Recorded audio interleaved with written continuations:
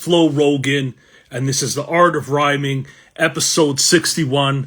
Just because you rhyme doesn't make you an artist. You know how we do. Please subscribe. You know what to do. We got another special episode today. Shottie's back. This is probably his 8th or 9th interview that we've had. Became a big fan of his about 2.5 years ago. One of my favorite lyricists, artists, period. I don't care what tier of the underground or indie scene you're talking about. But this time he's here with his OG producer, Tev95. They're repping Miami heavy. Front runners right now in the scene. And I can't wait to get started, man. Peace, Tev. Yo, peace. What's up? How are you, man? Good. How you doing? Good, man. Just kick the kids out. You know what I'm saying? Upstairs. Get some quiet time down here. I see we repping Miami. Look at All that, day, man. all day, baby. I got my New York hat on, man. Maybe I need the All Toronto right. hat, but man, I don't know. I mean, you know. How's your day been, Tev? Man, this is your first time on the show. It's an honor, bro. Finally. Yo, thank you for having me, man. I just put the kids to bed just like you, man. You know, dad life Yeah. and dad life / rap life. You already know. Yeah. I hear you, man. Yeah. And how about you, Shottie? How's your day going, man? Same, man. I've heard Baby Shark like 20, 25 times today and shit. Yo, that's still the shit. Yeah, Baby Shark, Down by the Bay, the whole fucking shit, bro. I got them all memorized at this point, dog. Nice. Dope, man. So, look, man, this is like, you know what? Let me give a bit of an introduction. I've introduced Shottie like 8, 9 times now. You've been on the show that many times after every drop because I'm a huge fan. But what haven't I said? This is Shottie 305. I think it's safe to say you're the front runner in the Miami hip hop scene in terms of the underground indie shit, like I just said. From what I see, anyways, Tev could call it. He's here now to verify. You know what I'm saying? And we got Tev95, his OG producer. They finally put together another project together, Go Farm 2. Dope project, crazy rollout, which compelled me to say we need to chop it up one more time. So yeah, man. Dope. And Shottie, you know, like I'm thinking this might be the last one for a while, man. This What do might you be the think? last one. The last one was gonna be the last one for a while. Yeah, man. I was gonna sit this one out, this drop. I'm like, let it breathe, but it was going so well. I'm like, it's getting interesting. You know what I'm saying? Now it's getting really interesting. You know what Well, I'm listen, saying? I don't want the Flo Rogan audience to get sick of me, man. You know what I'm saying? So maybe Yeah, we'll revisit next year at some point. You know? yeah, man. And I want to let you know, Tev, man. I know you sort of went on this like workout thing where you were promoting fitness and shit. You actually got me doing burpees like Hey, all right. consistently the last 3, 4 months, Fire, man. I'm not gonna lie, man. You know That's what fire. I'm awesome, saying? So, man. yeah, man. I probably need a couple more of those kind of exercises. I don't. What do you call them? Isometric or like the shit you can do with no weights. What? It's Calisthenics. calisthenics, man. I Yeah. need a couple more though to put in my Yeah. routine. You know what I'm saying? So. Stick to it, man. Stick to it. Yeah, man. So look, I just want to like let the audience know how I discovered you guys. I've said it before, but a few years ago, H2O hit me up about Shottie, you know, to feature his content or whatever. Of course, H being a big advocate for the Miami scene, running the WVCC radio and all that. Salute to him. I just got pulled into the music. And this is when you guys already completed your third installment of the Mosvich mixtape, Tev95 on production, of course. And it was interesting because Shottie told me that whole series was based on like Eastern Bloc records that you had procured, Tev, you know what I mean, to come up with that sound. Yeah. And I was like wondering where all these Russian vocals coming from because my parents are from that part of the world. You know what I'm Oh, saying? really? So I found it interesting, man. Okay. But yeah, from there, I interviewed Shottie after every drop, including Go Farm 2. I think that was top. Go Farm 1, that is. I think that was top of 2023. And that was the last project that you produced for him, if I got it right, Tev?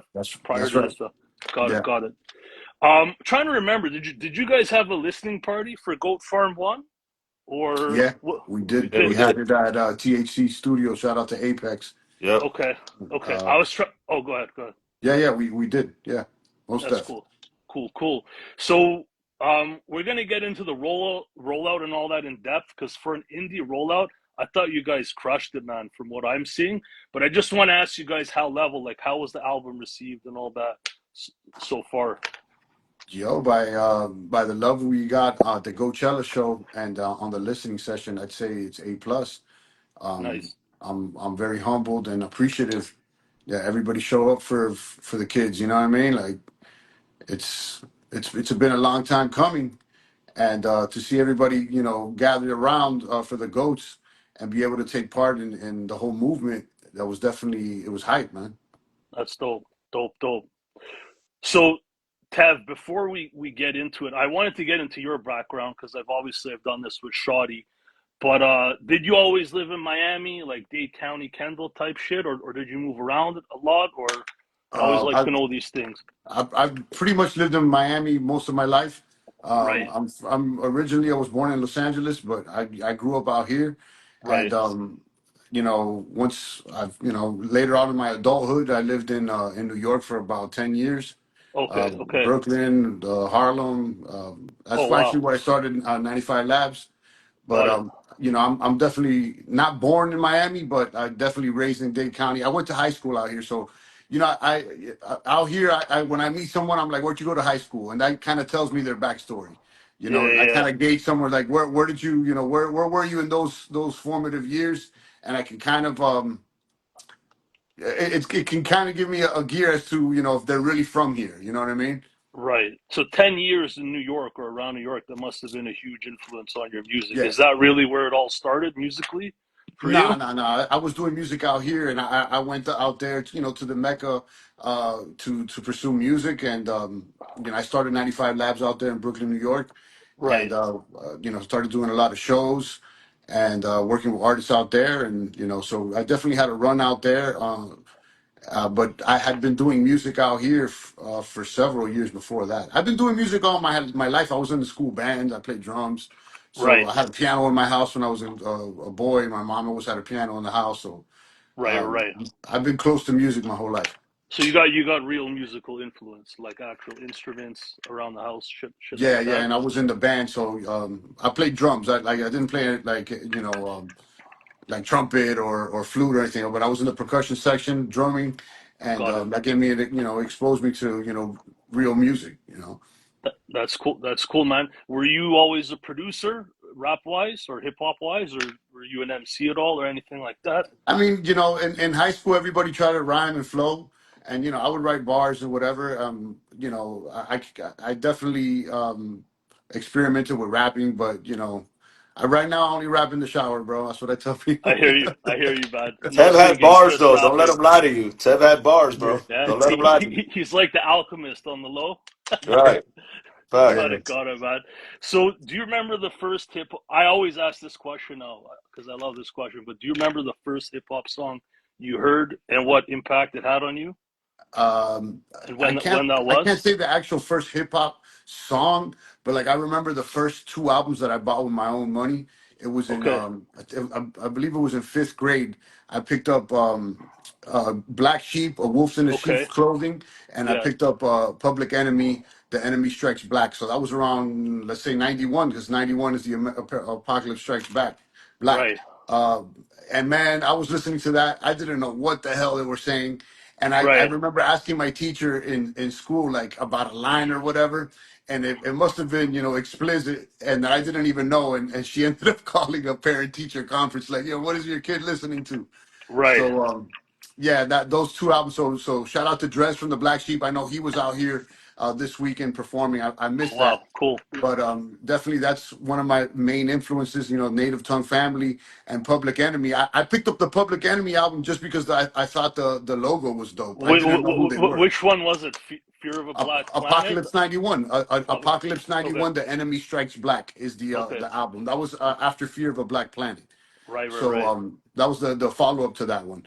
And I heard Terminator X on the cuts, and the Bomb Squad on the beats, and like it just blew me away. That album, like the way the Public Enemy would put their albums, Bomb Squad Yeah, is like, you know, so those like that's like really how I It got it exposed to hip hop, you know. it's crazy back in the day how they would have a track of pure like scratching, like hard scratches, man. Oh yeah, oh yeah. You don't hear that shit anymore, you know? No, they So would make an album that's like cohesive and like, you know, they were on yeah. some revolutionary shit, man, and like I'm glad that I was able to experience hip hop in that form, and you know, and I liked the commercial shit too. You know, I was into Vanilla Ice, MC Hammer. You know, when I was like, you know, in elementary. But those two albums that I just mentioned, those were the ones that I really, you know, held to heart. That Later on, I got into Dre or whatever. But you know, to answer your question, it's definitely those two. just mentioning Public Enemy struck a chord because when I had their tapes, even some of the ones before the one you mentioned when I was like a kid, Mhm. and I feel like that's when hip hop sounded like nothing else. Like hip hop sounded like its own thing. You know what I Oh yeah, mean? yeah. So yeah, it's pretty cool. But so I wanted to ask you, what project really made you want to produce? You know what I'm saying? Was it those first ones, or was it a bit later where you heard Nah, something nah. that you're like, wow, At that time, I was just listening to music. I didn't really even like know what was put into the production. I didn't even pay attention to it. I was just listening to music. It wasn't until later in the later the stretch of the '90s, you know, when I started listening to like the Wu Tang and seeing right, how RZA would put things together and how he had his artists and how they would all go solo and how he did Wu Tang production that really like I was like, yo, the RZA like. I would say that RZA really like was the one that made me want to produce. I was like, yo, got it. this is like dope. I want to do that shit. You know what I mean? That's dope, man. And Shotty, you got to bear with us. The top of the interview is going to be Tev heavy right now, man. I'm watching, bro. It's his I'm time, watching. bro. I'm in the room. So the name Tev95 to me that sounds like a graffiti name. I don't know why, but where did that come from? Yeah, that Tev95. most Like what def. the You're name? right. Yeah, it's the Tev was a tag. My tag when I was in high school. I used to write Tev. It really doesn't mean anything. It was just like I took those letters because one of my friends, when we were little, he used to prank call people and say his name was Tev, and then I started writing those letters, and I thought it was ill. The 9-5 came years later.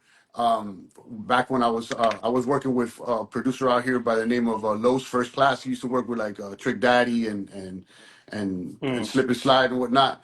And I would co-produce with him, and we would go shop beats. And so, obviously, my beats are sample heavy. And you know, when I was shopping beats, that was in the era of like Little John, let's say. You know, like I would say 2006, 2007. So I would right, pull up on at the studio here in Miami, showing my beats, and they'll be like, "Yo, that's some 9-5 shit."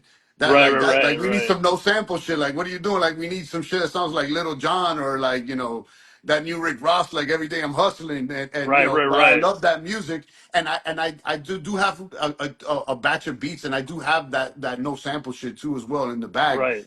but what my first love is sample based hip hop, so I kind of leaned into taking the name at 9-5, you know. I was like, oh, so it's gonna be 9-5. All right, I'm gonna be Tev 9-5 then, you know. So But no, I put the 9-5 onto Tev. that's cool, man. But did being in Miami influence you though to produce more like Miami friendly sounds? You know what I'm saying? Absolutely, absolutely. Yeah, like if you listen to some of my productions from that era, like '06, '07, because of those critiques that I would receive, like I would do a lot more no sample beats that, you know, are more 808 based and keyboard based.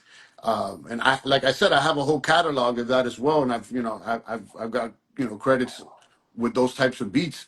But my first love is sample bass. So you know, I'm glad that I did that as well, though, because you know, I think that, you know, if you're gonna be really sharp with the blades as a producer, you got to know everything. You know, you got to know how to do sample, no sample. You got to have a wealth of knowledge, a big palette of understanding of what this game's about. So it's Yeah, not just sample based hip hop. You know what I mean? You got to yeah. know how to do everything. I would imagine having dabbled in that, you could add some musicality or touches to your sample-based production. You know what I'm saying? Mhm. That's someone that doesn't have that. I think you flex some different sounds than from what I've heard listening to your music in the Wolf Goats project. That thing was a fucking hip hop musical production wise. We're gonna get into that after though. But I wanted to ask you, how did you and Shottie first connect? Like, are you guys friends first? Did you connect on some music shit or outside of music? Well, in that era where I was working with Los, they had a studio, Los and his best friend Salazar, and they kind of took me in, and I became like an in-house producer in that studio at AOD. And Shottie would always pull up to that studio, and he would just be another rapper that would come to the studio. Like there was always people that were in that studio, and I would, he blessed me with the keys to that studio. Shout out to Sal.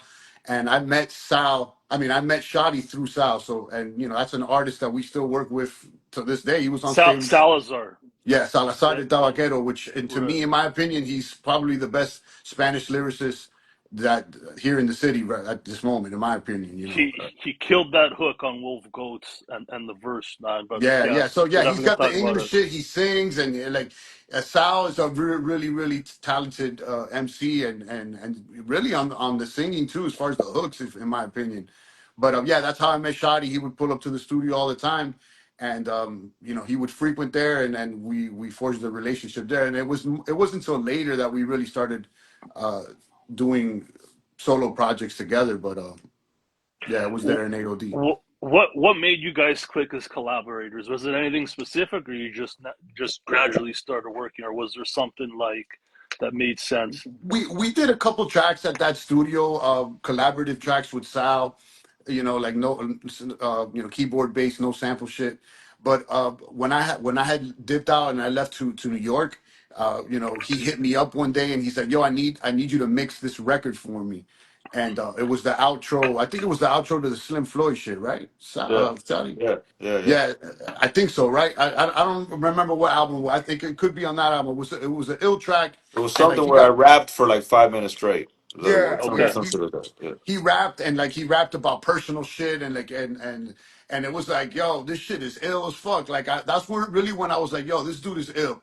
Like, I always knew he could rap good. Like right, everybody that right, pulled up to that studio was a good MC. But like right. that one kind of really like, I was like, yo, I started listening more. And at that point, I was like, yo, what's up, bro? Like, let me send you some tracks and shit. Like we should do more shit together. Yeah, And yeah. I started sending him beats and shit. And about a year later, we finished the DeLorean album, which was the first Okay, one. yeah. I was gonna ask. That was like 2011, right, or something like that. 2011. Yeah, Oh, gotcha. So I wanted to ask you guys. You put in a lot of work together, but how do you guys deal with creative differences? You know what I'm saying? If you have some major differences in opinion, how do you guys settle that shit? Or if you have any, I don't know. But you I, guys I have don't I done don't think we that so have much any major together, differences. Sometimes we like may disagree and stuff, but and I wouldn't say anything major at all. You know what I'm saying? Like we gotcha. happen to. I think the I mean maybe you can ask Shotty about this, but I think the reason that we click musically is that we kind of like the same type of music. You know what I mean? We enjoy the same type of music, so we kind of already know like the feel that we're going for. So we trust each other's taste in music. Right, right. So I notice. I mean, Shotty, feel free to chime in, man, if you guys if you have anything to say. But I'm caught up listening over here, man. This is compelling shit. enjoy, man, enjoy it. So so Tev, yeah, and then you guys had a project because I already, when I interview an artist, man, I'm a fan. I go through their whole catalog, and way back, I already had listened to that Godspeed soundtrack you did in 2012. What was that about, man? I thought that was your first project, but I guess it's the DeLorean. But what was that Godspeed project about? Yo, Some before soundtrack, Beyonce did her video album, we did a video album. That shit was Godspeed. Facts. And, right? Shotty was fresh out his film school bag. And I was like, Right, yo, let's shoot videos. And we started shooting a video for every single song that we did right. ourselves. And, if you've seen those videos, they're like, little short films. And we ended up doing a whole album, a video album, and it's on DVD. And, I'm proud of And a that. documentary. And a And a document, documentary. yeah, yeah, and a Yeah. documentary. Yeah. So we did like a documentary, like documenting the making of all the videos. We had like behind the scenes on all the videos, and we did like a narration and shit. And Right. then we put it out as a DVD, and that Okay. was Godspeed. So like the Godspeed album that you see on Spotify is actually like songs from a bunch of different projects that we shot videos for. So there's some Okay. shit from DeLorean on there. There's some shit from Smells Like Holy Spirit, Okay. and some shit from some other shit. So that's what Godspeed And is, there's a bro. couple. There's a couple exclusive ones there too. So Right. when I look back on Spotify, DeLorean and that one are the only two projects that you guys have there before this run. I know Tev, you got a bunch of beat tapes on there, but it sounds like you guys got other music and other Nah, the projects you wouldn't Blackest even find. Rose, the Blackest Rose is on there too. That was Okay, later though. That was after. Blackest Rose was after. okay. So that's But buried lower in the Spotify, I guess. Something like okay, yeah, gotcha, gotcha. Um, so Tev, where would you say Shottie was at in the Miami scene back then? I feel like Shottie doesn't really dwell on the past. You know, when I talk to him, he doesn't get into it that much.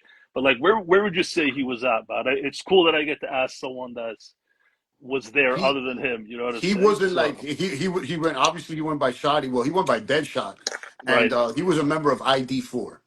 That's where right, he was in the scene. You know, it was him and Littles. It was as a group. So like that's how I knew Shotty, like as a member of ID4, Deadshot.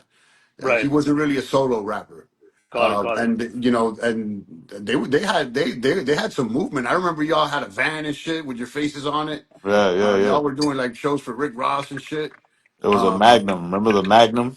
The whip? yeah, yeah, yeah, We yeah, had a yeah, yeah. Magnum with with our Yeah, I faces on remember and that. shit. Yeah, I Yeah. remember because you guys came to the studio a few times with it, if I'm not mistaken.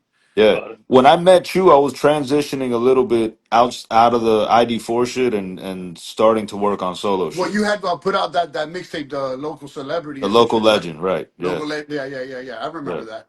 But I knew Shotty as ID4. You know what I'm saying? And then yeah, you started rapping on your own, but you were ID4 to me. You Yeah, know what I'm most saying? people back then that's how they knew, you know what I mean? Even the Got it. people that were around back then that are still around now, like UB, you know what I mean? Like guys like that, even Rich, like that's how they all, they all knew me as Deadshot from ID4 back then. Right. Yeah. Right, right. We're gonna talk about Rich in a second. I know obviously Shotty started a label with him last year. I think it's made a huge difference in the way you're operating, but we'll get to that. And I think I've seen that you guys collaborate on like comic books and shit too. Did I get that right?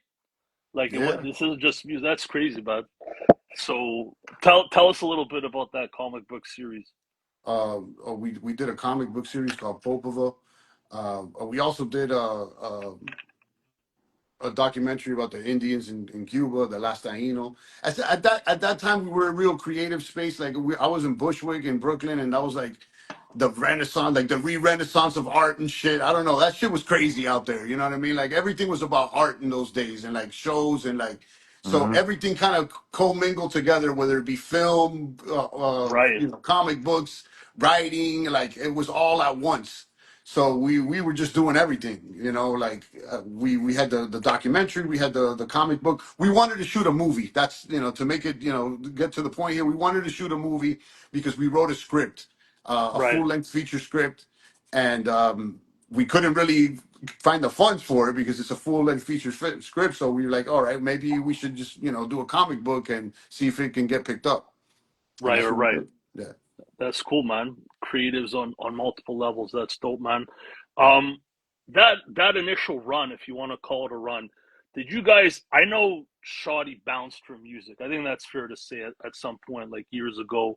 Did you guys sort of stop with the music on the same timeline, or Tev, did you keep going? I get the sense that you guys both kind of might have dipped from music for a bit back then.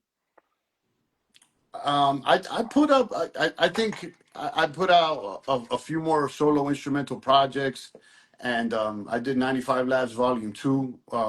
Shotty made you probably have like one or two tracks on that compilation album. Yeah, I kept working with the artists out there, um, but at some point I did take a break as well. Right, Maybe like about a year or two after you took a break, I took a break as well. yeah, yeah. You Yeah, kept going for like a good couple years, and right, even yeah, later on, like I remember you put out an instrumental project, and you put out like a sound pack. yeah, So you yeah. were still dabbling in the music a little more. Like I just kind of like hard quit. You know what I mean? Yeah, like at that point, man, like I'm not gonna lie, like Shotty kind of went back, and like I kind of felt not defeated, but in some ways kind of defeated. I'm like, damn, man, we should have made something happen. You know what I'm saying? Because like I believed in Shotty's work, that I felt right, like, damn, we should have made something happen by now. And I had the label going on, and like I feel like it didn't reach the heights that I had expected to. You know what I'm saying? And in retrospect, that's just part of the journey. But at that point, I was like a little bitter in a way, and right. my main source of income was music and engineering and Really? Okay. Yeah, so like, I had hung everything up for it, you know what I'm saying? And Wow. it's like it's a tough hustle, man. You know what I'm saying? It's a tough hustle Yeah. to make that your main hustle. And then, Absolutely. I had a kind of like a moment of reflection, and I'm like, man, like is this it? Like, like or should I explore something else? So I started, having doubts as to how much time I should be putting into the arts. Yeah, man. Yeah, Yeah. no, makes sense. So I know, I think you guys sort of got pulled back into the music on the same timeline. Is that right? Like I would guess around 2021 with the Mossman series. Is that right? Yeah, yeah. I ended up getting married, and I ended up back in Miami as well. And we always kept in touch. Like, we were always homies and shit. Like the music brought us as homies. So we would always still talk. But he started a podcast, and like I was starting a family, and other ways of making money, other hustles and shit. And at one point they did a battle with the Hialeah Miami shit Right. that started popping off on social media. That was like right before COVID or during COVID. I, I don't I know. I'll just let everyone know. It's 'cause I'm aware. I'm from Toronto, but strangely, I know a ton about the Miami scene. That's like a pretty big battle between two parts, I guess, of the city, Yeah, right? it was a it Just to was a frame it it was for a everyone. friendly battle, but it was a real battle. You know what I'm saying? Right. Motherfuckers were like going in, but like it was a full fledged battle between two hoods. No beef at all. You know what I'm saying? It Right. wasn't like no street beef, but it was some real rap shit. Right. And I'm watching it because I don't MC. You know what I'm saying? Like, Right. so I'm watching it. As a fan, I'm like, damn, all right, what's Hialeah gonna do? You know what I'm saying? And then like Shottie started getting involved in it, and I see him throwing some bars, and I hit him up. I'm like, yo, you fucking rapping again and shit? What's up, bro? Got it. Like, Got it. you know what That I'm was saying? it And for me then, too. It was the phone call, bro. So The yeah, phone call is that's like how it what started. That's solidified it, crazy. because even when I was doing like the little Kendall Hialeah, like throwing bars and shit, I was still like kind of fucking around. You know what I mean? Like I hadn't fully committed. And when Tev called me, because Tev was like, he's like, "Yo, on the low, I've been like procuring some samples and shit like that." I was like, "For real?" And so like when he told me he already had like a little bit of motion, and I remember like Tev, I remember you came to the crib the first couple times, and we were just playing the music. We weren't. You right, hadn't even made a beat yet. We hadn't looped nothing. We were just listening to the music, all the samples that you had gotten, yeah, and that was like the yeah. I the remember that. beginning of like the vibe. You know what I'm saying? So Yeah, let your fans know the genesis of that project, if you don't mind, briefly, and like what it represents, what the title was about, and just the sound and how it came together. let him know, Shottie. Let The him know. Mosvich. Yeah, Yeah.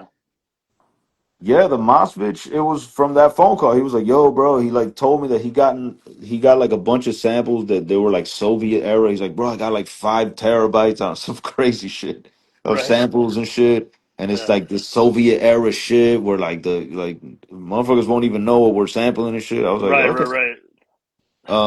So already it already had like the samples that we did pick had a lot of like Russian singing on it. It was just a Yeah. Yeah. fucking crazy vibe. That's You the know what I'm thing that saying? caught me off guard when I first got put on to. I'm like, is this guy Russian? Like, what? Yeah, I was like, this shit is different, man. But Right. then Right. I connected to it because I did that documentary in Cuba and shit like that about the native people of Cuba. And during that whole like expedition, the car that we were driving in was a Moskvich, which was like a Soviet era Russian car. Because there's a bunch of cars over there in Cuba that you don't see here in the Right. States. Right. There's like Right. Right. Chinese cars and Russian cars and shit like that. Right. Um, so that shit always stuck to like, cause like, yo, bro, we were in that car crossing rivers and running away from the cops and like doing crazy shit. So that shit always kind of stayed with me, you know. So was it a So coincidence? Oh, go ahead. No, I cut no, you no, off. Go no, ahead. no. Go ahead. So we just put two and two together. Also, like the first album we did was called DeLorean, and Right. that was Right. like like a rare American car. So we're like, yo, let's just do like a rare Russian car. So is it a coincidence that you had these Russian samples and like a Russian sounding car based on those adventures, kind of? I don't know, and tying it into one theme, or is it Nah, I don't think it's a. I mean, it kind of is, but like right? in Cuba's like was backed by the Soviets for such a long time, so they have a Right. strong Russian influence in Cuba. Right. Right. The communists or whatever, and like the batch of music that I got was from that block, and then surprisingly enough, like there is some Cuban samples in there as well, Right, right, right, Right, straight from Cuba. But right, right. I guess it was distributed over there, through the Russian Connect. right. That's So crazy, man. it all linked in. You know what I mean? Like it's ill. And let me tell you something. Say what you want about the communists, but motherfuckers are ill with the sports Yeah, and with the And the arts. arts, the, yeah. Yeah, like the, like we don't got to get into politics or whatever, but I'm saying when it comes to like sports and arts, like these motherfuckers are well trained, bro. Yeah. there's a lot of pain in the Well music. It's good funded. for sampling, man. That's Yeah, for sure. yeah, yeah. Yeah. So as a music head, I can appreciate it. Like the Yeah, instrumentation is fucking off the chain, and We were digging through those samples. We found this one Russian dude that sounded just like Pharrell. He had his shit was funky. We started yeah, calling him Snowboard P. wow, wow. yeah. I That's what's can't up. even imagine it, man. But yeah. So I wanted to ask you guys. We're on Goat Farm 2 right now, but after that series, you dropped Goat Farm, the first one. Who came up with that concept? Plus that whole "you a goat" shit. What was behind it? You know what I mean? That was Shot the with the songs. goat shit. The songs dictated that shit, bro. Yeah. I just like that theme kept coming up in my raps, bro. The goat shit, the goats, the goats, the goats. And at first, when we thought of the Goat Farm name, we wanted to make it like something like Goat Farm Now, look, I'm gonna say Collection how or some shit like that. how I see it is that he said you would go. He said you were saying goats all over Mosfetch, and I'm Yeah, like, yo, Goat Farm, and then you were like, bro, it should be longer. I'm like, nah, bro, it should be Goat Farm. But like, Yeah, Shottie brought the goats, man. Like got it, he and I remember me spitting out Goat Farm, and him saying I don't know. But I credit Shottie for bringing the goats to the farm. You know what I'm got it, saying? got it, got it, got it. It was a true collaboration. Yeah. Did you feel like you guys needed like a catchphrase? You a goat? Like, do you feel that's necessary in hip hop to like as a marketing thing to have some sort of catchphrase like that, or you just sort of started saying it? well, after the fact, I see that. You know what I'm saying? But like at Right, the time, I was just like, that's just the shit that I was on. right, And maybe it's coincidental that you don't hear a lot of hip hop that's like motivational.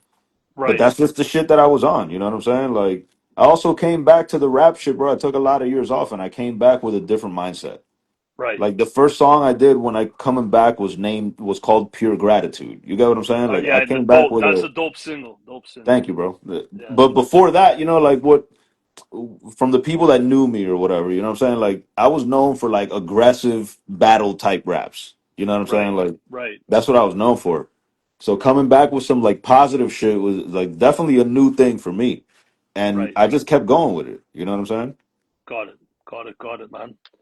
Um, I just want to shout out the people in the live, man. PhD Beats, thanks for joining. Nate, Doug, Ray P, salute. He's a real Salute, fan of salute. the platform. The Corner Pocket, thanks everyone, man, for tapping in. Everyone else. So I just want to do a quick recap of Tev's recent run with his music, like on this run. Let's call it. So again, you produced Mossrich 1, 2, and 3 between 2021 and 2022 with Shottie. And then you got two Bar Supply projects. That's the name of the project. It's with a dude named Mandela Escaya. That's 2022. Can you tell Mandela us a little bit? Eskia. Yeah. Esquia, Yeah. thank you. Can you tell us a little bit about him and how you guys connected? Because that was pretty dope. You know what I mean? Your beats and rhymes go together well, man. So Yeah, I met Mandela back when he was rapping under Crimdella when I was living in Brooklyn, and he would always when I was living in Harlem, he would always come to my crib and record his shit. And I always found him as a dope MC, man. And when he rebanded into Mandela, and I started doing beats again, he was one of the first dudes that I started sending beats to because he never stopped rapping. Like when we took our hiatus, I always would see him online hustling his music and rapping, and I always thought he was a dope MC. And I started sending him beats in that Mosfetch era, and we came up with those two albums. And now, I mean, now he blew up on the internet doing these funny videos and shit. Shout out to Mandela, man. Like Facts, bro. he's made kind of a brand for himself doing these videos with like doing voiceovers over cartoons, over old yeah, school cartoons. right. So imagine, So imagine, yeah. yeah. So I haven't been tapped in. with him in a minute. So that has nothing to do with music. That's like some separate shit, or I mean, that's just him. You know what I mean? Like he's just doing. He still does the music. Like right, right. he's still active in the music, but he really found a niche doing voiceovers online, and like Nice. his shit has blown the fuck up, man. Like That's he's Bro, it amazing, man. blew up, and it's funny as fuck, man. Like, go on his shit and watch some of them shits. They're Yeah, yeah, funny as hell, bro. it's I'll yeah. check it. And he's been grinding for a long time, from what I see. It was dope when someone finds some breakthrough of any kind. Last It's time really he dope, came to man. Miami, he came to the smoke shop, and we were talking shit. I was like, bro, I didn't know you were funny. He goes, bro, neither did I. That's funny, man. That's dope, though. Uh, so look, before we get into the rest of the catalog on this run, I don't know. I feel like obviously Tev, I'm watching this shit from Instagram. Obviously, I talk to Shottie a lot in the DMs, but I feel like from the outside looking in, after dropping Goat Farm, it seemed like you kind of pushed music a bit backwards, and you're focusing on like the fitness stuff. Like you're posting a lot about that and selling on Amazon. Your user base grew tremendously. You piqued my interest about Amazon selling. I never got Yeah. into it yet, but is that accurate? Do you feel like you kind of stepped back a little bit? I know you still put out After the music. goat farm, I did the goat wolves with Mowgli. Yeah, Uh, yeah, yeah, I did the first project that me and Mowgli did, and then I started hustling a lot more on e-commerce, Amazon or whatnot, and right. getting my fitness in, and so I just started posting. It really wasn't planned. I just started posting, and it really took off, and like people seemed to like it, so I kind of leaned into it, Yeah, and I look at it like this, man. Like whatever you do, just be honest with what you're doing, and you could do whatever it is that's you. You know what I'm saying? So it yeah, doesn't. yeah. You don't have to be like, oh, you're just a producer, or you're just an MC, or even you like, are you? You don't have to only be,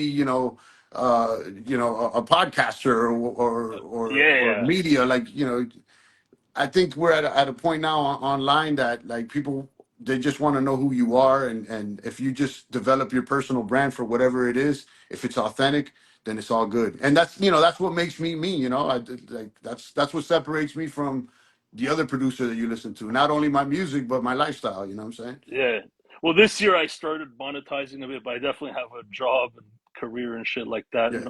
no doubt. But I was just wondering if there anything that discouraged you about the game again, or made you say like, you know what, let me focus somewhere else, or do you feel, or was there anything like that? I could be reading it Nah, wrong nah, nah, completely. nah, absolutely not. Like I never stopped making beats in this whole run. I've been making. I got mad beats. I like I got a habit. Like, man, I couldn't stop making beats if I wanted to, bro. I've Right, tried, right. man. You know what I'm saying? Like, I Yeah, just yeah. got this habit like that. This is what I do. You know what I mean? Like, I'm a motherfucking. I don't know how many strike black belt at this motherfucking shit, man. Like, I'm really confident at, at at my knowledge of the game Right. and what I do and my love for it. You know what I'm saying? But I don't approach music for the bag. You know what I mean? Like, I used Yeah. to, and so since I don't approach music for the bag, I think there's pros and cons. And I got to focus on the bag as well. You know what I'm saying? So Right. that's why I introduced the e-com or whatever. Got it, man. No, it makes perfect sense. So I know Shottie, after Gold Farm, Shottie started working with other producers, and I know it was you know that was new for him, not working with you, because obviously me and Shottie talked. But um how did you feel, was there something that made you itch to want to do another record with him? Like, you're seeing Shottie, he's being consistent, he's working now with Farma G, you know what I mean, underground legend, Machacha, Lupara. He's starting to get some vinyl deals, which is dope. He had the big Am I Aliens drop with Mowgli, Marlin picking up steam. Were you itching to get another record with him? Like, how are you feeling, with when I you're I watching this? I I'm pretty confident that it would circle back. I mean, we always stay in touch during this whole run, Yeah, and yeah, like a lot of those albums, I mixed too. You know what I mean? So I was still working. I'm behind the scenes, and I mixed a few of them. Huh? I mixed a few of those albums, You right? mixed Pulp. You mixed Death Occurred Last Night. And Stigmatic too, or no? No, I Nah, I didn't do think that one. Beat I didn't do that. Wave, but I feel like you mixed another one too. Yeah, I feel like yeah. So I mean, like it's so many that I lose track. But like the point being is that we always talk. You know what I'm saying? So it's like Right. nah, like I never felt like I was disconnected from the rap scene or whatever. I mean, I just took the break seems like a while, but it's only been about like a year. Well, a little bit more than a year since Got the it. Mowgli project. Got it. Got it. Yeah. And again, my perception is just Instagram. You know what I'm saying? So I can't. That's why I'm asking. I don't really have Yeah, yeah, but a I'm glad real. to So see it's your cool to know. perception. I mean, it makes me think like, damn, you gotta, you know what I mean? You gotta stay in people's faces.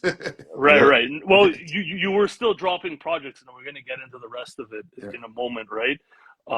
So what do you think about what Shottie has accomplished? Because I remember before he started Father's Day Records, you know what I'm saying? This dude has got a family life. We're talking grown men here, Mhm. and he's doing this shit big brick by brick, man, and like slowly climbing. You know what I mean? Winning over Miami from what I see, like in the actual streets on the indie scene with these labels, this and that. What are your thoughts on what Shottie's been able to do, just grinding away? I'm not surprised one bit, man. Like I expect that and even more. I'm gonna be honest with you. Like I feel like shit. He's one of the best in the game. Like really, not only in Miami, but like in the game. So like Right, seeing his run and like the attention, I'm like, shit, it should be even more. And that's not to knock him at all. It's just like I have so much faith in the raps like that. Like if you tell me no, he's working with your favorite artist, I believe it. You know what I'm saying? Like yeah, yeah. Yeah. so I'm like I'm not surprised, man. Like this has a lot of potential. Well, that's the same reason I have him on the show after every drop. You know what I'm Yeah. saying? So I feel the same way based on his talent, right? So I've been obviously tapped in with the Miami scene. That just how the cookie crumbled when I started this platform. I interviewed Shottie, Mowgli, Art Morera, others. What would you say Shottie or you guys are bringing to the Miami scene on this run? You know what I'm saying? How would you guys describe it? Is it clear to you, or you're kind of in the eye of the storm, so Nah. Like it's hard to it's like I feel like we're trying to like be leaders, by lead by example. You know what I'm saying? Like we do have some experience from prior and from our failures from before. You know what I mean? And like we're just been we just put our heads down and keep working, bro. Like right, we have experience putting out shit. We have experience with product, with shows, with multimedia and social media. And I feel like it's a culmination that we are able to perhaps lead this underground movement. And I'm not saying like we're in charge or anything like that, but like I see how people like they want to be part of the movement, or not even they want to be. I feel like they're inspired by it. I see other people right, doing their shit, and that's humbling, and I'm appreciative, man. Like and I'm proud of that shit, bro. yeah, Yeah, yeah. I So think if we bring anything, it's just like consistency. You know what I'm saying? Yeah, And like, consistency. if I'm trying to show something, it's like, yo, just keep going. You know what I'm saying? Just be consistent. yeah, and the thing is, Shotty, like now with the way you rolled out this project, I feel like shit is just starting to get interesting. It was always like interesting to me, but now like for real, like I feel like it's the wave is just starting, and you got the setup for it, man. So yeah, Bro, Goat um, Teller was fucking crazy, man. That shit was dope. yeah, It man. was like a lot more live than maybe I expected it to be, bro. Like that shit was dope. I'm gonna break down the whole rollout with you guys because I was observing that shit. I thought that was very impressive. I learned some shit watching it. I'm still trying to learn shit, even though I'm not an artist. I'm still intrigued by this shit. So we're gonna get into that very shortly. Just wanted to continue with Tev's catalog. So 2023, you had Triple Corona project with Salazar, who you mentioned. That was entirely in Spanish. Is that right? He's a bilingual MC, but like he leans to Spanish rap more, but he's bilingual. So that's one of a kind shit, bro. Like that Triple Corona album is one of a kind. Like what Sal does is like he's got a lane, bro, because there's not a Hmm. lot of bilingual MCs, man. Mm, And I Even in feel Miami, there's not a lot of. there is in Miami a lot of the bilingual MC, but Uh, they ain't got the heat like he does, in my opinion. mm, You know what I'm saying? Like, yeah, so, yeah, and I tell Shotty this, I'm like, in a way, like, like Sal has something that's like more original. I'm not saying better or not. Like, in a way, it's Oh, for more sure. unique. You know Yeah. what I'm yeah. saying? Well, I And think. Oh, go ahead, go go ahead, ahead. go ahead, go ahead. No, I think Shotty, skill set is unique, but I feel like Salazar is the authentic Miami experience. That's how I feel when I listen to it. Absolutely, yeah, You know what yeah, I'm Hmm. saying? So yeah. yeah, but so then you got Goat Wolves with Mowgli in 2024. Production was crazy on that one. What did it mean for you and Mowgli to finally put out a project together? I guess that's your first one. Mowgli's been dropping. I interviewed him. I think he's been dropping music 15 years straight. He's last year he dropped like 8 projects. He does this shit like breathing. But what did Yeah, it mean to finally, connect with him?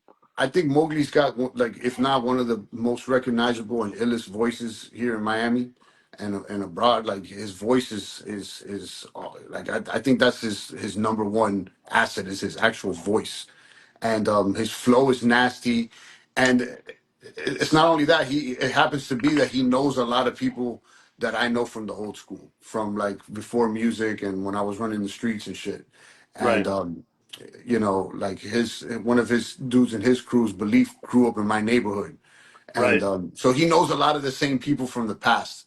And like right. I've always heard his name, but like I never got to Okay, like okay, really, like he was in, like you were running with another crew, and I'm probably maybe a few years older than him. Um, but it's during this recent run that I really got exposed to his music, and I got to see how dope he is, man, and how got it. prolific he is. You know what I mean? He's very prolific. He's you think Shotty's putting out work? This motherfucker is already on the next album. Yeah, Like he's Yeah. already got it done. I. Oh, go ahead. Yeah, so I Yeah, think Mowgli is the real workhorse out here. Like he's fucking firing. I don't know how many rounds, bro. This guy is fucking yeah. off the I chain. Shout out I to feel Mowgli, bro. I've listened to a big part of his catalog before interview. I feel like he just does this shit to entertain himself. You know what I'm saying? And Yeah. and he does it at a high level just by doing that. You know Yeah, what I mean? he's got a So formula that works for him, and like right, he's got a lane, and like he knows what he wants, and he gets it done, man. I send him tracks, and he's like sending me 2, 3 in a day or so. You know what I'm saying? yeah, Yeah. yeah, yeah. Fact. So shout out to Mowgli, and then you dropped Wolf Goats, I guess, in July, and then Goat Farm 2. We'll get into that in a bit. But were you just like, yo, let's just flip the name around? We can't think of anything else. That was that was Mowgli. I think that was Mowgli. I think that he wanted to call it Wolf Goats. The first one he wanted to call it Wolf Goats, but then I was like, no, Right, let's do it Goat Wolves because I like how it sounds. And then like I think that he wanted it to be Wolf Goats from the beginning. So right, when right. he said let's call it Wolf Goats, I didn't push back at all. Like it went back in the back of my mind. I'm like, man, maybe we should think of another name. But like Yeah, when I work with Mowgli, man, he's so fast that like he does like there's no friction. You know what I'm saying? It's just like yeah, go, yeah, yeah. go, go. There is no Whatever friction. it's. There's not much contemplation. It's just like let's get this shit done I and put it out. I took it as sarcasm. You know what I Yeah. mean? It's, Which no, goes no, with but you're kind of right what he though. does. You know what I'm You saying? are right. You know. Yeah, yeah, yeah. So the Wolves is Mowgli's crew, and then the goats are these two. You know what I'm saying? So yeah. So that project, Goats in wolves clothing. Someone said uh That's fire. in the yeah, I had thought of that too, like a goat in wolves clothing, and it's also because he's got the wolves clothing that he does. Yeah, yeah, that could have been a more better name, and maybe perhaps, but wolf goats looks good like on like where he tags it and shit. So I'm with yeah, it, bro. I'm with it. You know what I'm saying? Maybe we yeah, do the goats in wolves clothing the next one. You know what yeah, yeah. I'm saying? Whatever, whatever comes to mind, man. So on that project, you got the Wolves, you got Mowgli, so Joey Diaz, no emotions. Then you got Pro on the hooks. To me, he's the 305 Warren G, man. I want to hear this guy on more I think you meant projects I personally. think you mean Nate Dogg. Oh, sorry, Nate Dogg. Nate Yeah, Dogg. yeah, Nate Yeah, Dogg. Nate yeah, Dogg. My Nate bad. Dogg, Nate Yeah, Dogg, yeah, yeah. yeah. Yeah, Nate Then you Dogg and Warren G. Yeah, Nate Dogg. Yeah, he's there got we go. he's got a lot of potential with the hooks, man. I was talking to him about it, and like he raps as well.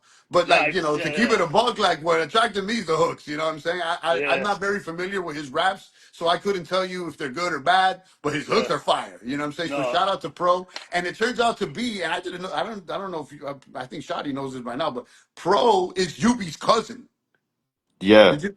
Yeah, I yeah, didn't yeah, know that yeah. shit. So it's family, man. Yeah. It's family. Yeah. I right, didn't know right. that Pro was like his really his cousin until the recently at the I'm like you're Yubi's cousin He and Sorry, told I me. don't know Yubi told who's me. you? Yubi Man, said that's my little I'm cousin. ignorant. yeah I'm ignorant here. Who's Yubi? Yubi is Apex. Apex and Apex. he's Okay, okay. he's the OG of the scene out here. You know what I'm saying? Got Like it, got it, he's got it. OG as he's probably been around longer as long or longer than EFN, right? I don't know, Yeah, like around the or same perhaps time, the same probably. time. I know Yeah, they're around the like same time. they're Yeah, OGs. You know what I'm saying? yeah. No, no, Like no. But for the record, I think he takes the tracks to another level. I'm going to be honest with you. So him, then you got Orion, a staple, right, in the scene. Everyone Facts. killed it. Salazar. Then you got Andre Desane in the mix from Orlando. Again, I'm loving that Florida connection. You got Fort Miami, Myers. Orlando. He's in Fort Myers. For Myers, okay, Yeah. my bad. And then Shottie, of course. I feel like with that project, you had something to prove, Tev. I don't know. That shit played like a hip hop musical. Anything that's good about hip hop, like from the classic strain of hip hop, I'll call it the one that we like, I feel is contained in that project. Did you feel like you had something to prove, or you brought out a new bag of tricks, or something like that? nah, I mean, like, I've just stayed making beats, bro. And like, I feel like I'm getting better, bro. I really do. Right, Like, I do want. I look at this shit like almost like a martial art. You know what I mean? Like trying to move up the ranks and hit different chambers on everything that I do. Learn new moves and shit. right. And Mowgli, he picks. I know what he picks. You know what I'm saying? I know what he's looking for. He's Yeah, looking for more the up tempo. Like I'm yeah, not gonna throw him, something in the 70 BPM range and with no drums. He's not gonna like he'll do it, but like that's not what he shines on. He wants, something a little faster yeah. tempo with the boom bap and a good sample and so I already knew what he would like after working with him on that first album, and then I since I didn't do a project for like about a year and a half, I had a stash. You know what I mean? Like I right, had right. a good stash of beats, and some of those beats I sent to Shotty, and he didn't There was a fuck with couple of them. those I passed on. I was about to Yeah, say, and then I heard yeah, yeah, Mowgli on. I was like, oh fuck, man, I might yeah, have fucked up. yeah. So you got cruise shit in that project. To cruise, you got more accessible like sample beats, kind of like you said. Mowgli having fun with it. Pro and Salazar killing the hooks. Very dynamic, man. I love that shit. One of my favorite albums this year. But I'll tell you a funny story. Like I'm tapped in with a lot of people in the DMs, and in particular, there's this kid from Hungary over in Europe. Like Mm, he's probably like 18 or something. And he messaged me and he's like, "Yo, have you heard of Money Mowgli? He put out a project with Machacha. He's got his new project, Wolf Goats. It's my favorite one this year." I'm like, bro, like I sent him the interview I did. I'm go here, go learn more about that's what's Mowgli. up. But he was like, this kid has been following Copenhagen drop since like the 30th drop, and he's saying like in his opinion things are getting a little bit stale, and he felt like that project brings a different sound to what Copenhagen is doing. So I thought I'd share that with you guys, man, All right, as some motivation, if anything, you know. that's what's up, man. Yeah, man. So yeah. So what's it like working with Mowgli? I think you actually covered it, man. He's got one of the best ears for beats. I think you actually covered it. We can skip that one if you want. Um, I feel like everyone brought their A game on this project. I'm just wondering, do you, when you're producing something, do you put pressure on people? Like, do you hold a high bar, or do you just work with people that you know are going to deliver, or do you send people back to the drawing board? Because you got a lot of people here, and the project came out real nice. I'm still a project guy. Like, how do you work with people? I just try to add, add or subtract. With Mowgli and even with Shadi, like I'll just make suggestions on how I think we can make it better. Like level it up. Like particularly with Mowgli shit, like the one with Pro. He had that song done and like there wasn't a hook and he was just leaving it, letting it breathe for that part where the drums drop off in the hook.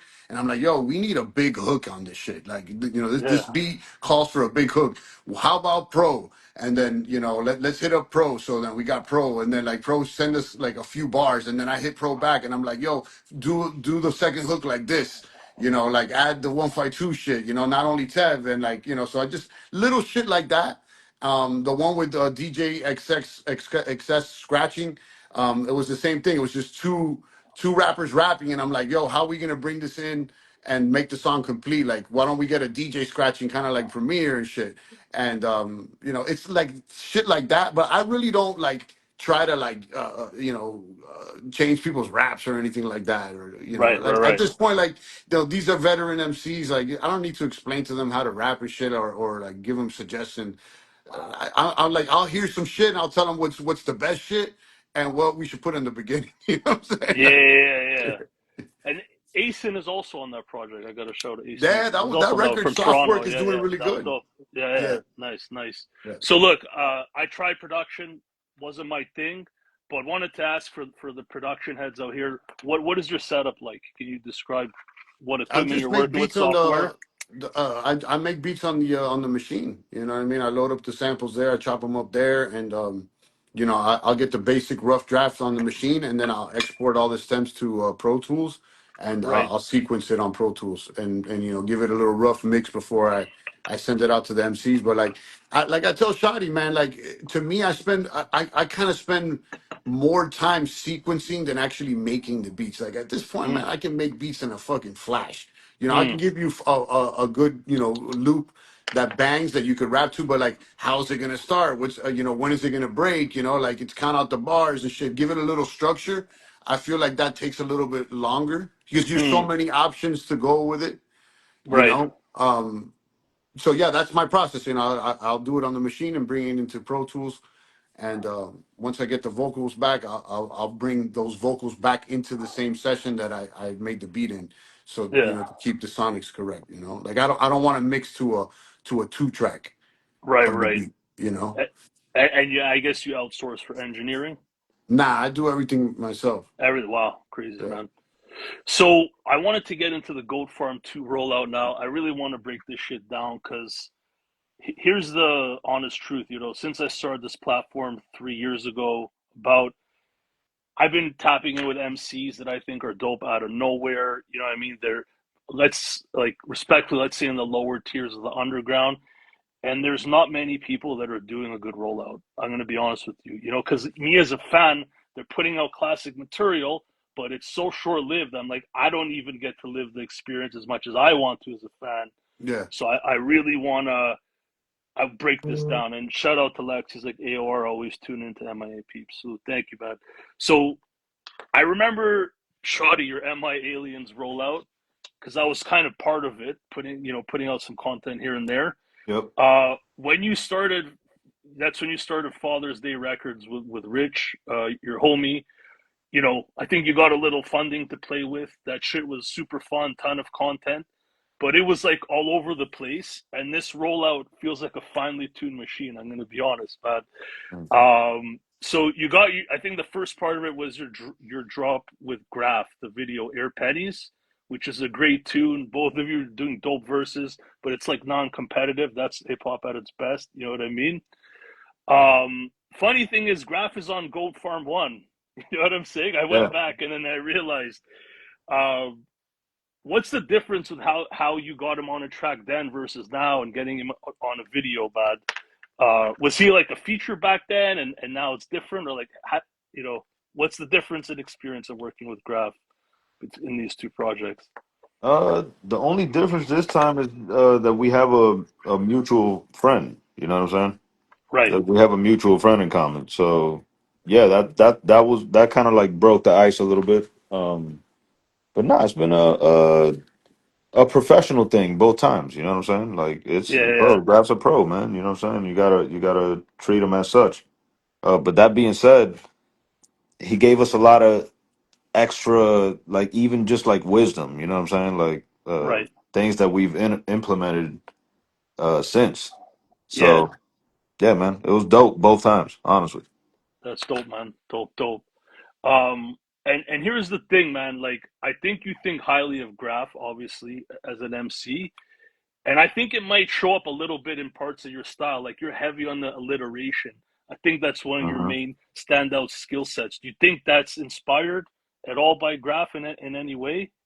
Oh, I'd be lying if I said it wasn't.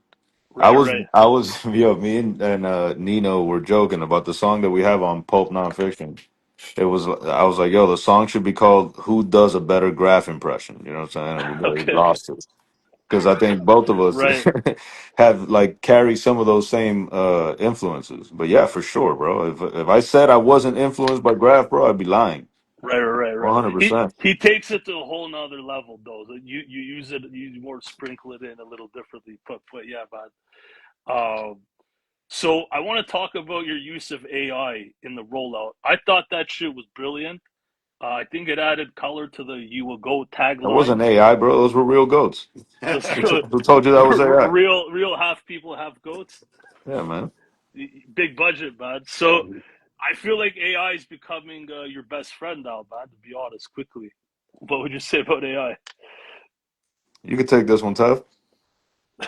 Yo, I mean, I think you got to lean into AI. You know, we can have a whole entire podcast about AI. I'm not against it at all. I think motherfuckers are freaking out because people don't like change. I, Yeah, I I do feel like if you use it the wrong way, it could be corny as fuck. yeah, So I was fucking around with the AI, and I made one video, and then I told Shottie about it, and Shottie always has good ideas, so he started running with some of his own. So we've both done AI videos.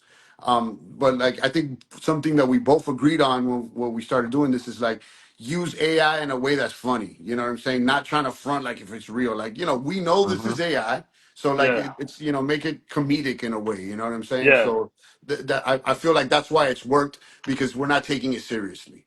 So just to frame it for everyone, the rollout to the project consisted of like five or six, I call them commercials, at the Yeah, 15 little seconds or something, just yeah, like half human, half goats interacting in these funny settings, talking about the project and shit.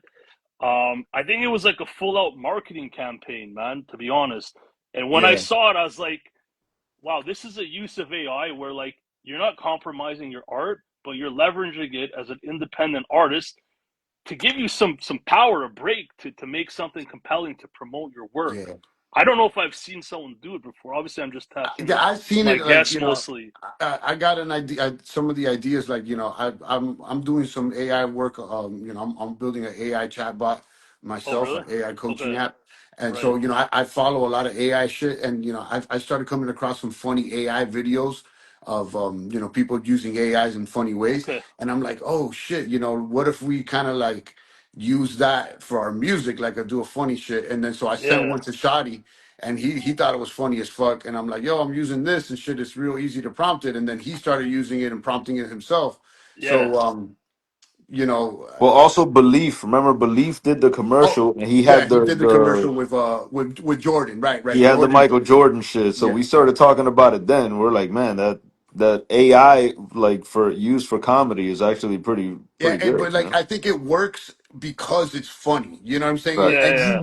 it's AI. It's like we're not trying to act like it's real and like it's obviously fake, but Yeah. it's cool. You know what I mean? Like so, let's use AI in a way that's funny and it's lighthearted and it's not so serious, but still can promote our shit. You know what I mean? So yeah. I think it definitely added like Someone dimension says to the as long as brand, the man. AI ain't writing bars and spitting for you, I'm all for the movement. Yeah, like you can't have it do it all your work. You know what I'm saying? Like I get it. You wouldn't want to front like you wrote the bars and shit. You know what I mean? Like, but we're not using it in that way. It's like Yeah. this code is It's an fake. assistant, bro. It's like Yeah, having an assistant. You know? Like So like yeah, we want to like make it fun. literally you couldn't make a marketing campaign like that without a like you couldn't even make that, you know what I mean, just Yeah. Yeah. promoting the album, man. So I thought that was fire. And let's shout out Belief. He's the one that put those together, and you wrote the script, Shotty, is that right? No, he put together the commercials that we did But for those are the. not even out, champ. You haven't put that shit out yet. I don't think Yeah, people man, we even put out know. the one about the shoes. Yeah, but Oh, So oh yeah, the, it's at the ending though. You see, you put something at the ending, champ. People ain't not. You got to put go that talk to bitch in the Belief. Don't front. talk to me. Go talk to Belief. so You know his so number. He so grew up in your hood, bro. Yeah, yeah. you created that whole video, Shotty, like yourself from prompting No, all no, those no, no, no. clips. So like Belief did that video, but It about the was About shoes and all shoes. it that. was And multiple at the things. end of the So video, he put Michael Jordan talking. It was like a funny AI bit. So then me and yeah, Tev ran with it. Tev was like, "Yo, I use such and such program because he had done a couple." So then I gave it a try. You know what I'm saying? And we just started kind of going back and forth with it. got it. I credit Belief. I didn't watch that podcast Yeah, but that Tev belief was talking about. belief didn't do a go ahead. You know what I'm saying? Belief. He did Michael Jordan. He did so. Michael Jordan sitting down and he said something about like, "Yo, when I heard Shottie and Tev using my shoes, I felt some type of way or some shit like that." Yeah, Right, That he had Michael Jordan mention us in an AI right, bit. right, right, And right. no, obviously, Jordan ain't talking about Go Farm, so it's obviously it's comedic. And then I brought out the go head. I'm like, fuck that. Let's like I'm gonna prompt the go head and make the fucking character right, come to life. right, You right, know what I right, mean? Make right, that shit right. like the fucking Geico guy and shit. You know what That's I'm dope, man. That's dope, saying? man. No, I'm inspired to see how I can use it for myself, not for the core content, but you know what I mean. And I'm gonna be honest. I keep it a buck. I think what's brilliant about that, I feel like a lot of the let's just say older MCs, that whole circuit or scene, whatever you want to call it. I feel like we like our privacy, and we're not sitting here pouring out content every day, talking into the camera, showing our life. And I feel like that added a lot of content to Shottie's page. You know what I'm saying? It Mm. kept your page busy for you without because you don't show everything in your life on your page. You know what I mean? So I thought it filled the space well. You know what I mean? And kept the brand in people's faces. Yeah, I agree. I think that's a byproduct. That wasn't like why I did it. You know what I mean? But yeah, definitely, man. Like the AI adds like an extra dimension of shit you can do if you use it. For the forces of good. You know what I'm Yeah, saying? As long as you're yeah, using it for As some long like as you some don't dope turn to the shit. dark side and shit. Yeah, exactly, man. You know what I mean?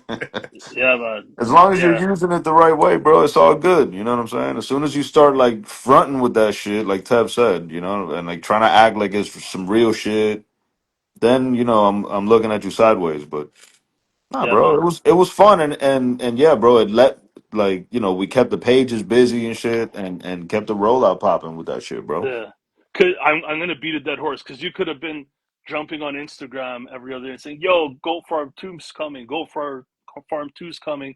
You would have played it out, but you got the fucking AI to do the work for you, bad. So, Yeah, anyways, man, I thought that was dope, man.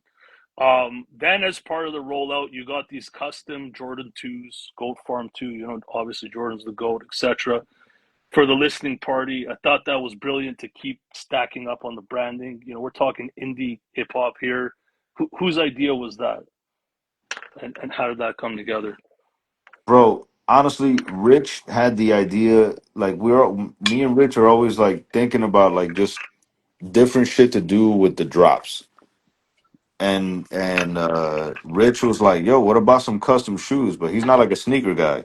So Right. immediately I was like, "Oh, Jordan twos. Let's go for him too." And I love Jordan twos. That's just a side. You know what I'm saying? Like I always loved Jordan twos.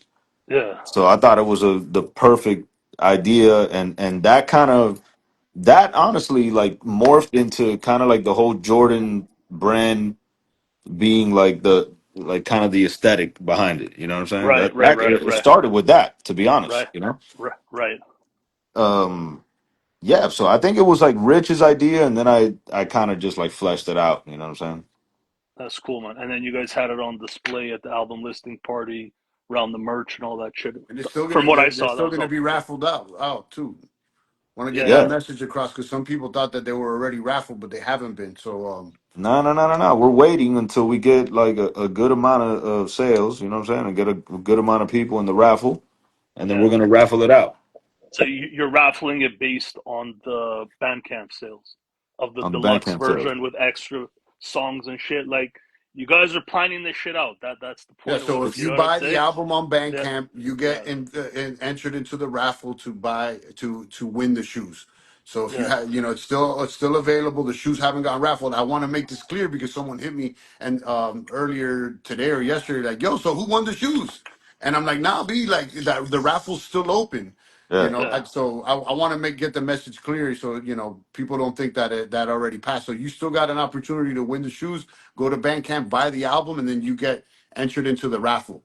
And the raffle, I would say in like about a week or two, maybe we should call the raffle. You know what I'm saying? I don't know. I'm gonna let Shottie. That's up to him. But it'll be soon. You know what I'm That, saying? that's dope. And then, so still before the album listening party, leading up to, you got Vic Spencer, who's on the album, dropping promo clips. Again, I feel like this is a continual leveling up in the rollout. You know what I'm saying? So yeah, I thought that was dope. Um, give me a second here. So I was actually supposed to come down for this one. It was supposed to be an earlier date, but then it got moved, and I went on vacation. So I regret missing it. I'm hoping to make another one actually, Boom, boom. finally be there live. But how was the listening party? Now you have the listening party on a Friday. I think that's another huge differentiator in what you guys do. There's a lot of MCs out here. They're not setting up events around their drops, and Shottie is doing this on every drop, like a real world presence, real people turning out, more and more interesting figures in the Miami scene, not just in hip hop, but like other figures. How was that listening party, Shottie? Was it? Do you see a continual growth, or and yeah, I'll just pass it back to you. It's always dope, man. It's always dope, bro. You know what I'm saying? There's always people that show up that you're like, okay, man, that's dope. You know, Right, it's always a dope vibe. We get to kind of like show the whole aesthetic of the album too, like the look of the album, the colors, that type of shit. You know, it was dope, man. It's always a good time. right. And I think EF did EFN pull up for that one? He did. Nice, All the crazy hoods showed up, man. nice. Yeah, man. So, and then you had your physicals on deck. You know what I'm saying?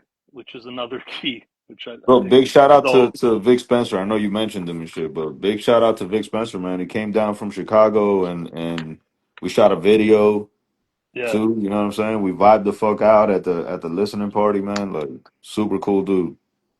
right.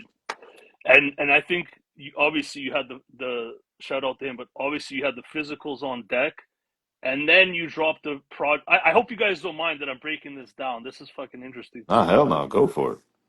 Then you dropped after that. Then you dropped the Bandcamp, the project on Bandcamp, the Lugs version, 4 bonus tracks, and the physicals with TPX, right? Yeah. Uh, yeah, TPX is the label you guys drop with, man. So, TPX um, going crazy with the physicals too, man. We got to mention that too. Like TPX fucking went all out with the physicals, and there's still some shit available. So go on there. You know what I'm saying? Like trust me, we're throwing some extras on top of everything too. So go right, on TPX and get your hands on some of these physicals, man. They did a goat pack that comes with a Walkman and shit. Like that's crazy. they need it needs to they need to be mentioned as part of this rollout because they definitely went above and beyond. You know what I'm saying? I like this CD case, the jewel case with the button, the trigger button to pop the CD out. I thought that That's Crazy. was some shit I cool. never seen before. I'll be honest with Yeah, you. I never seen that Yeah, crazy, shit. yeah, yeah. crazy. So I shout out think to the Press Collective, man. They really went above and beyond on what I expected. That shit is fire, bro. what you got labels like Copenhagen, fuck rap, bars over BS. What's it like working with TPX for you guys? Bro, I love working with all the labels, man. Like all just being able to branch out and work with so many different people is what has kind of like sent my music to ears where it wouldn't have gone before. You know what I mean? And TPX particularly, this is like the fourth project that I've done with them. We really have like a dope understanding. You know what I'm saying? And I Right, think they fuck with what I do, and I love what they're trying to do too. You know what I'm saying? right, And we're both kind of like newish on the block, right. so hope maybe we could grow together type shit. You know what I'm saying? Yeah, man. Dope. Um, dope setup, man. And in my mind, the rollout didn't stop there because then I guess the Monday you dropped your interview clips with your homie Chaos, like in studio shit. It looked like good quality, and like you started dropping clips now, interview clips. Like the rollout continued. The shit looked dope. Did well numbers wise. Shout out to hell yeah, shout out to Chaos, man. That's a super dope barbershop club. Super Yeah. dope podcast, bro. Yo, are you guys good for time? Can I? We're good to keep Yeah, going. yeah, You guys good? keep it Oh, going, bro. okay. And then to top it off, you got an event the following Friday called Goatchella, tying in with the brand of the goat farm. Can you like break down that event entirely? It's cool how a play on words turned into an event and sort of at least a movement. It seems like, or maybe the start of something. But can you break down that whole event and how it came together and how it went? Well, we're kind of always preaching about how like Goat Farm ain't just about us. Right, So Goatchella is showing and proving that. You know what I'm saying? Like, bro, we're trying to put the whole fucking scene on, like shine light on the whole scene. The whole scene is goats. It ain't just right. us. You know what I mean? So that was the idea behind. And usually I don't like to. Usually I don't like rap shows that got a bunch of performances. But I don't know. There's something about that name that like just glued it all together. And bro, every Yeah, single performance was hype, bro. You like everybody that rocked killed it. You know what I'm saying? Like if you were in the building, you know that. John right. Apocalypse went crazy. Andre the Saint went crazy. Yeah, DUI, everybody that performed went crazy. You know what I'm saying? So yeah. that shit was love, bro. That shit was super vibes. I feel like Andre the Saint coming down from Fort Myers, sort of expands the. It's not just the Miami thing now. Now you got Hmm. this dude from Fort Myers. You know what I'm saying? Yeah, On a run right now. So yeah, I thought that was dope, man. So is this? Do you see this as an ongoing event now? Like it came out of nowhere. Now it's become might take on a different life. I think we have to keep it going. They We were have to saying keep it was it the going. first annual, like The first annual, so we yeah, might just wait till next year. You know what I mean, and do another one. Yeah, man, dope, dope. Yeah, footage looked good. Seemed like there was a lot of people there. So yeah, man. Um, Shout out to so Lincoln's Beard, man. Shout out to 4K Pro, my man Beatbox. It's another one, bro. Beatbox and DJ Six Mills went above and beyond. You know what I'm saying? Like they really, really fucking treated this shit like the big professionally show too. that it Yeah, became. Yeah, yeah, facts. so I know Rich is in here. Your partner, Father's Day Records. I never see him in the video. Is this dude just like behind the scenes type shit, or does he show up Rich gave to me a these whole events? lecture. He gave me a whole lecture about not talking about him Okay, and not showing him too much. I'm like, bro, okay, man. You know, you want to be like the early all right, Suge Knight. It's all all good. right. All good, bud. All good, bud. So let's talk about the Goat Farm 2 drop itself. Um, so Tev, what was the goal for Goat Farm 2 sonically? Did you have a goal of what you wanted to do, relative to the first one, or just man, I just wanted to make that shit bigger than the first one, and I already knew what it had become. Like I see, I seen how the brand really spread through the city, and how everything became the goats, and like so I was like, all right, now, like it's well defined, like what Go Farm is. Before Go Farm was just an album, you know what I mean? Now Mm. it's a brand, the shirts, and like a whole movement. You got the Coachella, so I just wanted to show and prove what it was, and go above and beyond Go Farm One, and right, I knew kind of like that the sound had to be bigger, and this is just my personal preference. Like I wanted to hit a different chamber with the beats, than what the majority of the underground's doing now, which is slower, maybe drumless or softer drums, or the right? tempos a lot slower, which I love. Like I was listening to Freddie Gibbs Alfredo too, and man, that shit is fresh as fuck, bro. Mm, You know what I mean? Like it is, but I think we can all agree there's a lot of slow shit on that, which is I'm not against it, but I feel like there's a lack of faster hyper shit, which in the 90s, and like, some of the big hip hop records that we fell in love with is like a lot more up tempo shit that you could play in a club or in a Mhm. party. And that, I think that meshes with Miami. Miami don't really fuck with slow shit. You know what I mean? This is a party Yeah, town, and yeah, people want big records.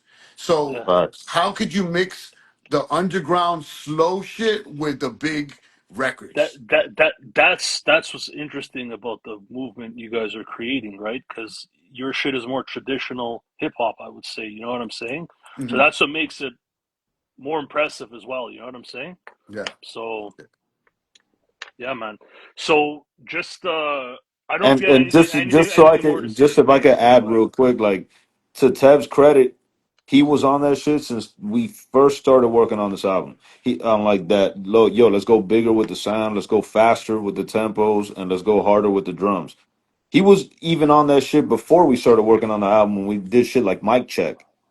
You know what I'm yeah, saying? Like he's been on that shit. So this is he, give that coming into And fruition. don't he get me wrong, I like making slow, like spooky, fucking like spaced out shit. I kind of like it, shit. Like I like the slow shit, but I see how like the faster hyper records could connect to an audience outside of just underground boom bap.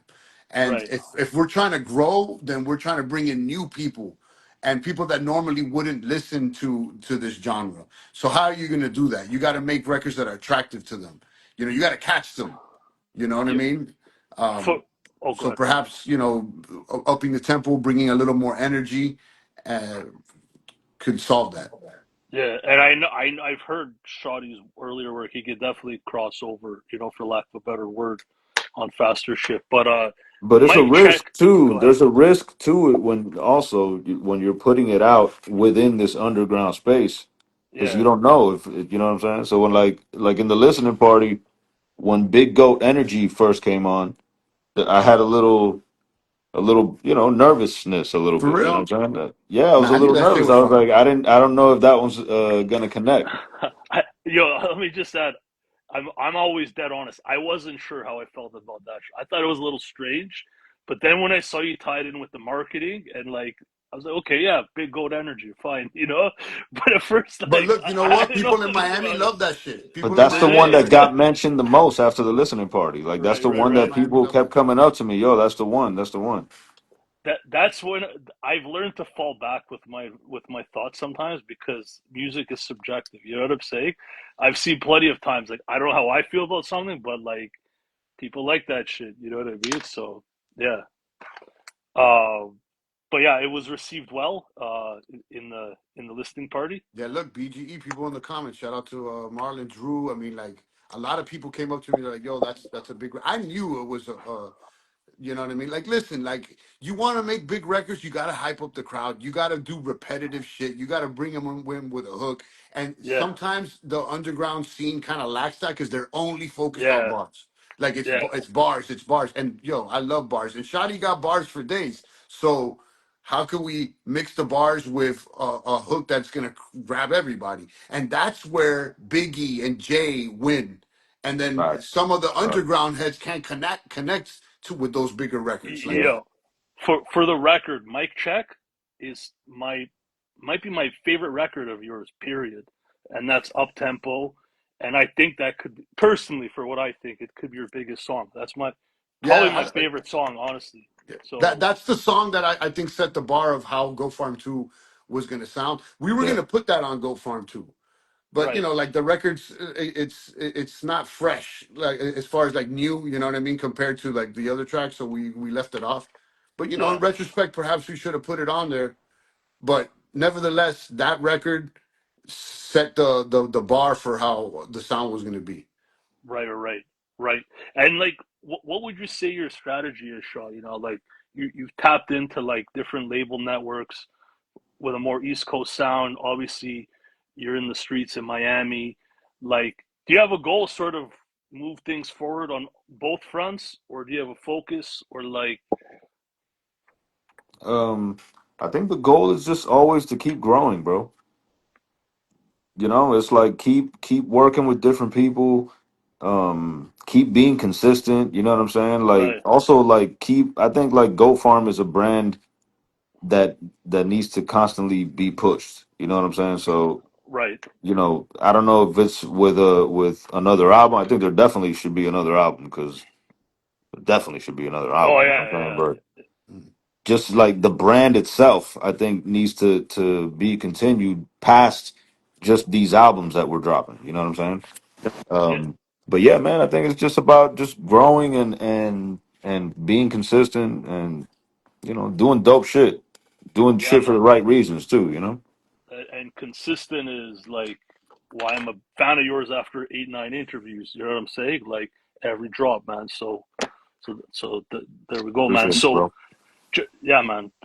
So just to highlight my favorite track sonically, there's obviously bars throughout that track, but sonically, my favorite track is Key to Kendall, chill tune. You know, Sonny plays Shady People. Yes, Do you think sir. you don't have to let the cat out of the bag, but do you think you're gonna do any video treatment? Like I could see you walking down a boardwalk, just like rapping. You know what I mean? Showcasing Miami, but Yeah, that's the idea. We definitely want to shoot visuals right. for it for sure. Nice, nice. Then you got Big Goat Energy. We just talked about. EFN is on the vocal clip. That's a dope look. You know, obviously. Air Penny with Graph. We already talked about it. The Purge, Superfluous, some crazy wordplay. Standout track is Encounters of the Third Kind as well. You got Shottie, Andre DeSaint from Fort Myers, Ace and East from Toronto. I can't remember the last time I heard three MCs weave in and out of a track. Even more adding to that seamlessly, like it didn't falter bad. I think it takes like special kind of MCs to do that on the spot. Can you tell us about that session, that studio session? That was Yeah, man. Tev like in studio suggestion. You know what I'm saying? Right. Yeah, I mean, look, man, I come from an era where you actually had to produce the artist like, on the spot, like you don't send out tracks and shit. So as when I found myself in a position with all the rappers, like I was like, yo, well, what are we gonna do here? Why don't we? I was thinking of the what, with Method Man and Biggie, how they went back and forth. Um, but it ended up being more like a locks joint, I guess.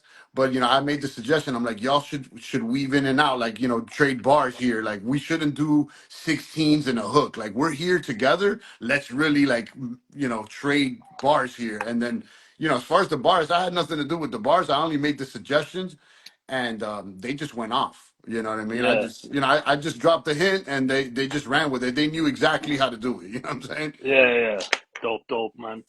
Um. Yeah, and it captures a moment, bro, which is always dope on a song. You know what I mean? It captures like a moment in time. Like we dropped it that day. We didn't fuck with it after. You know what I'm saying? We dropped it that day. Tev mixed it, Mm, yeah. and that was that. You know. And you And had a respected Toronto MC, like very respected in the underground in town. You know what I'm saying? So you capitalized. That was dope. Two very that's well something you respected can't do MCs. online, man. I mean, you can, but like, that's the difference between sending a track and being together. You know what I'm Yeah. saying? Like, Yeah. Mhm. Yeah. Yeah. Yeah, Yeah. and we Ason's need talking more of about that. eating at Sergio's and high. You know what I'm saying? Like eating at Sergio's and going to Hialeah Drive and shit. We were Yeah, we had Yeah. literally just at done that. Sergio's right before we went to the studio, type shit. You know what I'm Yeah. saying? That's dope, man. That's dope, man. Um. Then you got Smoke Duck with Vic Spencer. How did that one come together?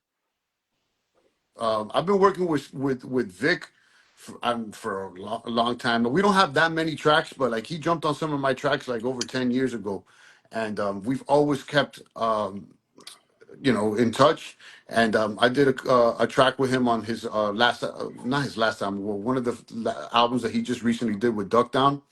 If I were signed to Duck Down, which is on Duck Down Records, and I'm always sending him tracks. He's done a few of my tracks, and I've never asked him for a verse, and I was like, let me just ask Vic for a verse. He's been using my beats. We're always talking. We've known each other for such a long time. I mean, via the internet, you know what I mean?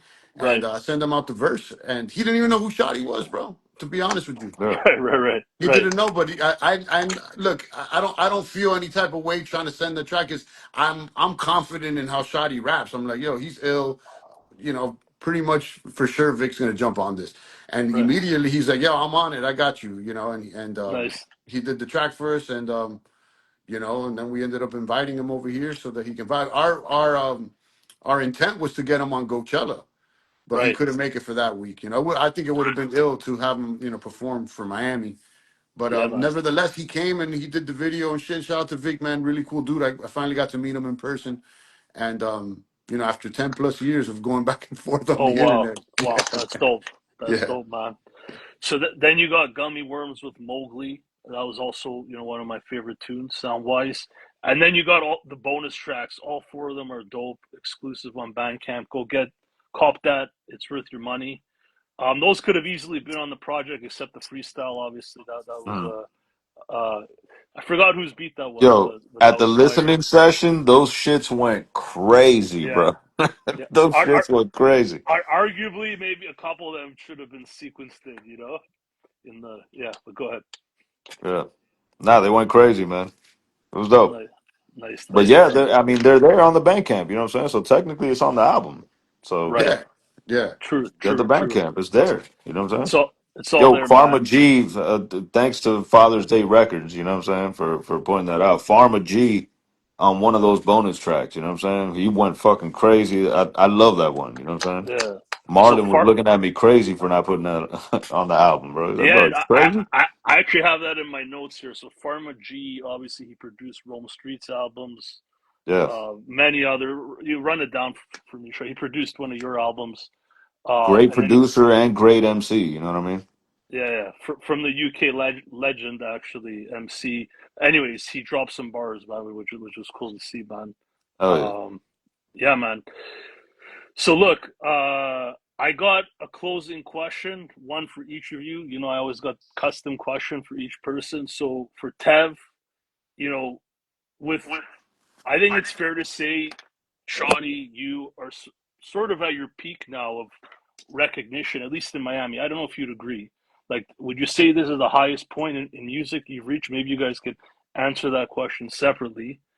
Um, and if that's the case, how are you feeling about music in general? Are you optimistic? Are you like really like 2 feet in with it, or have you seen so much that like you still need to see more proof points before committing more time, resources? You know what I'm saying? Is that a fair question, or is it? Oh, like how do I feel about the, like, you know, how committed are you? I mean, like, Yeah, look, yeah, obviously we're committed. And listen, if I said this earlier, man, even if I didn't want to be committed, I'm already married to this shit. You know what I yeah, mean? I couldn't divorce the game if I wanted to, bro. You know, yeah, like man, it's yeah, it's yeah, already a habit. Like whether I like it or not, this is my habit. This is what I do, and this is, you know, yeah, this is me. You know what I mean? yeah. So how do I feel about music? It don't fucking matter how I feel about music because I'm gonna You're make a beat because tomorrow. You know you're what I'm doing it saying? anyways. No, that's how I Yeah, feel about this show, man. Somehow yeah, it's automatic on this crazy show I run here. yeah. So yeah, but I hear You you, know, man. I wish I had like something romantic to say, but no, you know what I mean. Like Yeah, no, I'm no, gonna Yeah. do this, like whether I'm hype or not. I'm probably gonna make another track with Shottie and the rest Right. of them, and like, you know what I'm saying. no. I was expecting a level-headed answer from you, anyways, bud. So yeah, but and then for Shottie, what's my question for you, bud? Okay, so you started this run. Was it 2021? Would you say, or 2022? 2021. I think really started going in probably 2020 2022. vision, 2020 vision, fully in Facts. the 2020. system. Okay, man. Okay, man. Yeah. So, you know, a lot of it, you've been working with different producers, but kind of solo in a sense. Now you got this buzz. You're selling vinyls, you're selling verses, product. You got this event, but it's crazy. The level you're hitting now is I feel like you're just getting started for real now. I don't know if you agree Mm-hmm. with what I'm saying. Uh, if you knew how much work it took to get here at that time, would you have went down this path again? Like, how do you look at it? Uh, that's a good question, but yeah, 100%.